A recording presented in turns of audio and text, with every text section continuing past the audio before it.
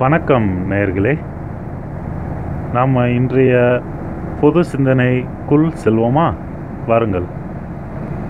தமிழ் என் மூச்சு, தமிழ் என் பேச்சு அப்படின்னு மேடையில் பேசிட்டு அவங்களுடைய குழந்தைகளை வெளிநாட்டுக்கு அனுப்பி படிக்க வைக்கிறதும், ஆங்கில வழி கல்வியை படிக்க வைக்கிறதும், இந்த மாதிரி நிறைய வேலைகளை செஞ்சுக்கிட்டு இருக்கிற நிறைய பேச்சாளர்களை நாம் பார்த்துருப்போம் இல்லையா? அது உண்மைதான்.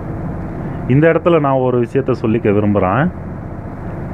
தமிழ் அது என்றைக்கும் அழியாது. அதை அழிக்கக்கூடிய சக்தி யாருக்கும் கிடையாது. கல் தோன்றி மண் தோன்றா காலத்தே முன் தோன்றி மூத்த குடி தமிழ் குடின்னு சொல்லுவாங்க இல்லையா? அதே மாதிரி கல் அழிந்து மண் அழியா காலம் வரை தமிழ் இருக்கும். நாம் பயப்பட தேவையில்லை. ஆனால் கொஞ்சம் தொய்வு அடைஞ்சிக்கிட்டு இருக்கு. அது வாஸ்தவமானது தான். அதை ஒத்துக்கிட்டு தான் ஆகணும். ஆனால் தமிழ் அழியாது. தமிழ் என்றைக்கும் அழியாது. கொஞ்சம் ஆனால் தொய்வடையுது. அதுக்கு என்ன செய்யணும்னா, தமிழில் பேசணும், தமிழில் படிக்கணும், தமிழில் எழுதணும். அதை ஊக்குவிக்கணும். அதை மட்டும் செஞ்சால் போதும். அதை ஊக்குவிச்சா போதும். கொஞ்சம் தொய்வடைஞ்சிக்கிட்டு இருக்கு, அவ்வளவுதான். திரும்பவும் பழைய நிலைமைக்கு அதை கொண்டுக்கிட்டு வரணும். அதுக்கு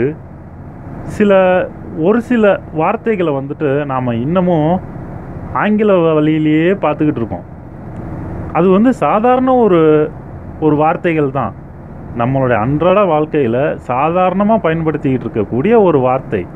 ஆனால் அதுக்கு பெரிய பெரிய ஆளுங்களாலேயே தமிழில் என்ன அப்படின்னு கேட்டோம்னா தெரிய மாட்டேங்குது.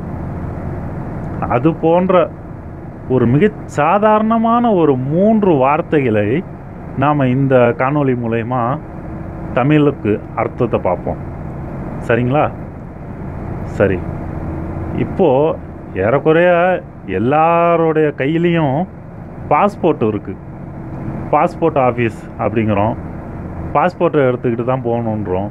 பாஸ்போர்ட்டுன்னு சாதாரணமாக சொல்லிகிட்டு இருக்கோம். சரி, பாஸ்போர்ட்டுன்னு சொல்கிறோமே, அந்த பாஸ்போர்ட்டை தமிழில் எப்படி சொல்கிறது சொல்லுங்கள். அது என்ன பெரிய விஷயமா? சொல்லுங்களேன் பார்ப்போம். நீங்கள் சொல்லுங்கள், தமிழில் சொல்லுங்கள். பாஸ்போர்ட் அப்படின்னா என்ன? நான் 3 சொல்கிறேன், அதுக்குள்ளே சொல்லுங்கள். 1, 2, 3. தெரிஞ்சவங்க பரவாயில்ல, தெரியாதவங்களுக்காக சொல்கிறேன். பாஸ்போர்ட் அப்படின்னா கடவு சீட்டு அப்படின்னு அர்த்தம். இதுதான் தமிழாக்கம். கடவு சீட்டு அப்படின்னு அர்த்தம். சரி, ஒரு வார்த்தை முடிஞ்சிச்சு. 2வது வார்த்தையை பார்ப்போம்.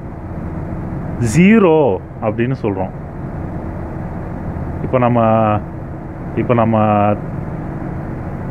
0ங்கிற எழுத்து அதுக்கு தமிழில் என்னங்கிறது நிறையா பேருக்கு தெரியல. நம்மளே எப்படி பேசுகிறோம்னா, ஃபோன் நம்பரை சொல்லுங்கள் அப்படின்னு கேட்டால் 98420 இது கரெக்டான வார்த்தை.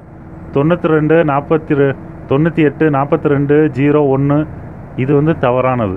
அது என்ன, அந்த 0 மட்டும் இங்கிலீஷு சொன்னால் முழுசாக தமிழில் சொல்லணும், இல்லை முழுசாக ஆங்கிலத்தில் சொல்லணும்.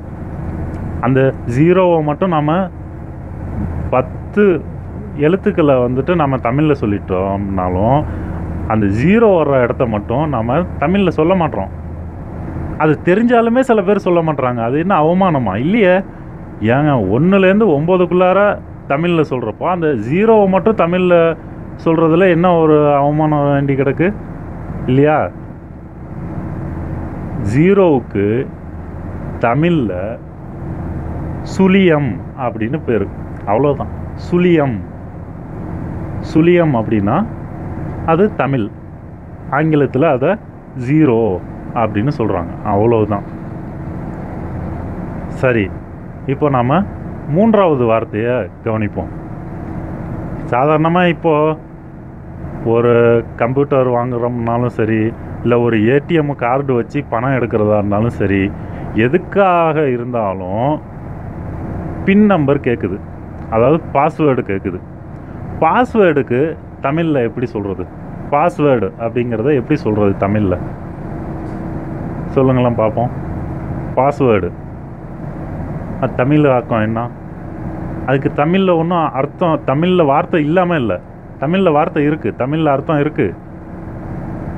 பாஸ்வேர்டுங்கிறது கடவுள் சொல் அப்படின்னு சொல்லுவாங்க. கடவுள் சொல் அதான் பாஸ்வேர்டு. சரிங்களா?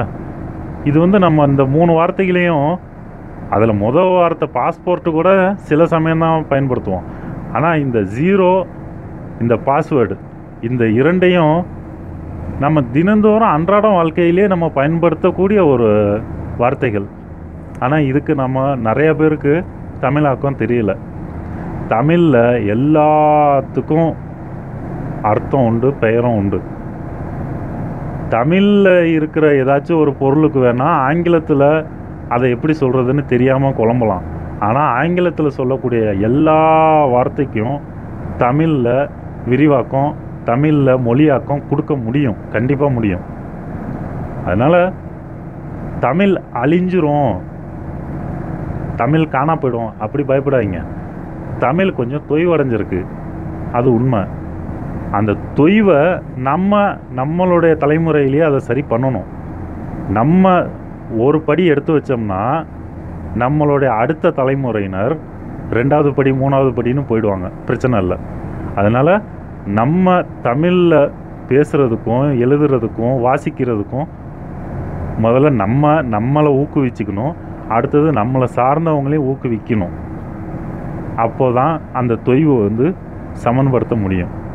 சரிங்களா? நன்றி நேயர்களே.